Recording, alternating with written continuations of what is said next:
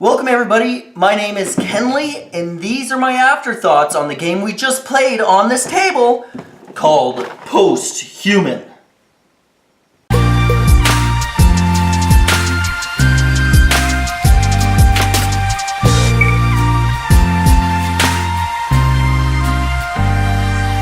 Under the table is my little mini review slash afterthoughts on the game I just played. And the game obviously was Posthuman. Now, I kickstarted this game back in, I think, 2015, something like that. It looks like a very complicated game upon viewing it for the first time. And it's true, it can be pretty complicated. It relies on heavily on iconography, etc., etc.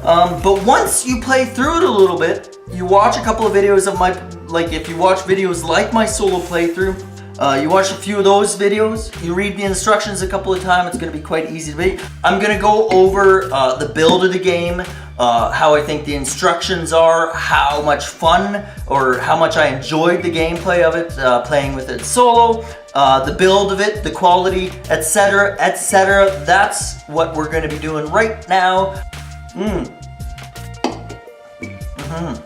There's a chair in my way over here. So let's dig into it, shall we? I kickstarted this game back in 2015, I believe. So I got some of the mini expansions and etc. that came in the box, some of the Kickstarter exclusives that I was playing with. And there's gonna be spoiler alerts, so just a heads up, I'm gonna be telling what happened in the game. But regardless, some of the stuff that I was playing with was expansions that came because I was a Kickstarter backer, and you probably wouldn't necessarily get it if you bought it off the game shelf. It's interesting how some of these games that I've played solo, although I've lost pretty much every game that I've played, some of the games that I lose, like Teeny Epic Galaxies, makes you angry when you lose it, and it makes you angry to the point where you gotta play it again to see if you can beat it and win against some that beat the game. Whereas other games like Posthuman, it's more about the journey. And I don't mind losing. I actually feel really good, even though I lost this game and I turned into a mutant. I feel really good about it because, let's face it, if you can't be a human, you might as well be a mutant. You know what I mean? But it's more about the journey, and there was an interesting narrative that was developing. I was a mountaineer who had issues, and and you know, I needed bullets and all this stuff, and I got knocked out and whatnot. So it's kind of interesting, the narrative that built up, and how some of the encounters that you get along the way are not battle encounters, but they're like you're talking to a mutant psychologist and you can beat her and she'll reward you, or you're talking to a group of humans, or that interesting one that I think I had was the spin the mutant, and you could spin the mutant and gain rewards and whatnot if you gambled or whatever.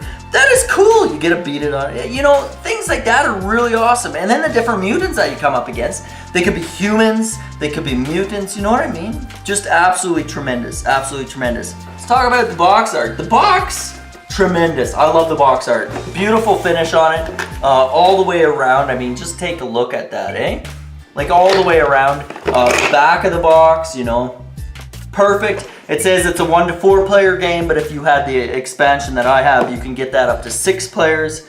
It says it's 30 minutes per player. Come on, guys. It takes a long time to play this game.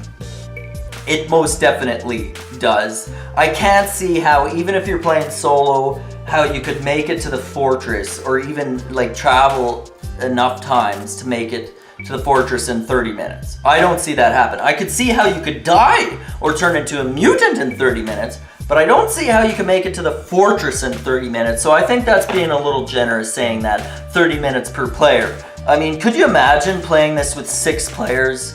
It can be long, and it's just the way that the game plays out. I think it's maybe because it relies on the iconography, and you have to know about those icons and whatnot. When you crack inside the box, what about the build of the game? The build of the game is tremendous. Let me take those things out. It is tremendous. Oh, there's a couple of things that I question, okay? Your character cards, right? So your character cards come like this. Really awesome. I love how detailed they are, and you don't, there's tons of custom-made characters that you can pick in the game, but you can also create your own character, which is awesome. So you can create a character based off yourself or somebody who you would want to play, and play the game through that. So that's really neat how you can do custom created characters on this. The player boards, in order to do that, although are a little disappointing. I mean, it's a good build, a good printing, etc., but a little thin for the boards. The player mats, I find them a little thin. It would have been nice if they were actually the same thickness as the journey cards, like the little pathway cards that you get. But other than that, I think they're decent. It would have been greater if they were much thicker build. The journey cards, like these cards here, like holy cow, like look at how many cards. Look at them all. There's a tremendous amount of these cards, and they're really nice, thick cardboard, beautiful artwork, awesome. So the quality of it in that way is great. Same with all the little tokens are perfect. They're beautiful. The one thing about these cards though, and the bullets and whatnot, is they were kind of printed off a bit. Let me grab them to show you to them. So some of the cards were printed off. Like you can see how the yellow border there is really slanted, and really it should look like this, where it's nice and centered in the middle of the tile. But some of the cards got really skewed. Same thing with food. Food should be looking like that, but some of the food thing, like it's right on the edge of the cutting. See? Like right on the edge there. Same thing with the bullets and whatnot. It's like the printer skewed it, which is fine. It doesn't affect the game. It doesn't cut off anything majorly important, but like, I don't know what it is, but looking at a card like this really gets to me. Like this really bothers me. I'm like, ow! I popped them all out, but I held on to these to show you. At the cutters, most of them popped out well, but some of them, it's like the cutting die didn't cut through the whole thing. So like I don't know if you can see it there, if it will zoom in there properly for you. I don't know, but you can see how it's kind of ripping. These, there's no way I can pop these guys out. I'm probably gonna get an X-Acto knife or something so that I can cut out these last tokens. But it's like the die that was cutting these things got weak, and it didn't cut them all the way through. So that's unfortunate, but luckily it was only on a few cards, a few different things, so I managed to get most of them out. These ones are definitely like stuck in there. I need to cut these out myself. Nothing that affects the gameplay of it, so that's fine. But the quality, like the card stock, is awesome. Very, very nice. Okay, let's talk about the meeples. The little walking people. Beautiful, it's awesome. You're probably gonna get 4. I got 6 different types in my game because I can play with 6 players, but they're cool little, like look at these guys. Look at them. Look at that. Nice and thick so they stand up and they don't topple over. Beautiful, beautiful. Let's talk about card stock. So the card stock on all the stock, like everything, is great. Like the cards, player cards, are all the same thickness as your starting cards and all your action cards, your weapon cards. They're all amazing card stock, beautifully printed. The artwork on this thing is tremendous. I applaud everybody at Mighty Box Games, you know those guys? Go check them out. They did a really great job on this. Including the player board, nice and thick. You get an awesome player board where it shows you where to place the cards along the top. It gives you that cool little counter in order to make it back there. You get little instructions on the corner just so you know what to do. Grand! This is great! Beautiful! Beautiful! And then you also get your wooden cubes, which help you track your different skills and whatnot for your characters. That's great. Tons of customization there. I mean, you can customize your own player in order to make it We place those up there in order to make it through and try and make it to the shelter, you know what I mean? So in that way, it's awesome. Like tons of replayability, absolutely huge. You get stacks and stacks of these things. But we're not talking about that, we're talking about the build. The dice, great, beautiful die. They're called custom made, custom awesomeness. You get your melee attack die, you get your shooting die, and it's all different. That's what I love about it.